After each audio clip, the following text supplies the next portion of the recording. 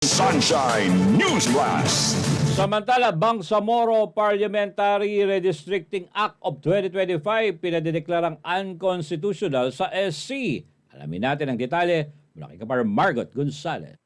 Gaya umano ng mga ghost project sa flood control, sinasabi ng ilang grupo na may ghost seats sa BARM. Yan ang patutsada ng mga iba't ibang grupo sa Korte Suprema, kasabay ng apela na magpalabas ito ng status quo anti-order at preliminary injunction para maharang ang implementasyon ng Bangsamoro Autonomy Act No. 77 o Bangsamoro Parliamentary Redistricting Act of 2025.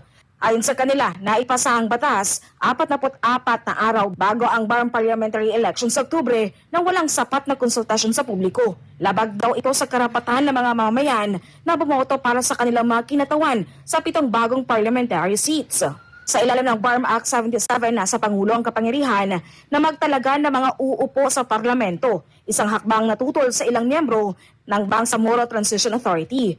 Ayon kay Abdullah Gorjano Macapaar o Commander Bravo, miyembro ng BTA, tutol silang malipat ang kanilang munisipyo sa ibang distrito. Ang problema po ay labag po sa batas.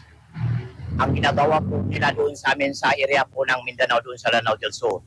Dahil ang redistricting ay inilipat po ang mga ibang mga municipality sa ibang mga municipality. Yun lang po ang kami po ay nanawagan na sana mabigyan po ng apil ang aming inaing dito sa Supreme Court, inshallah. Nalawagan ng mga petitioner na maging national issue ang sitwasyon sa BARM at igalang ang proseso bagong eleksyon.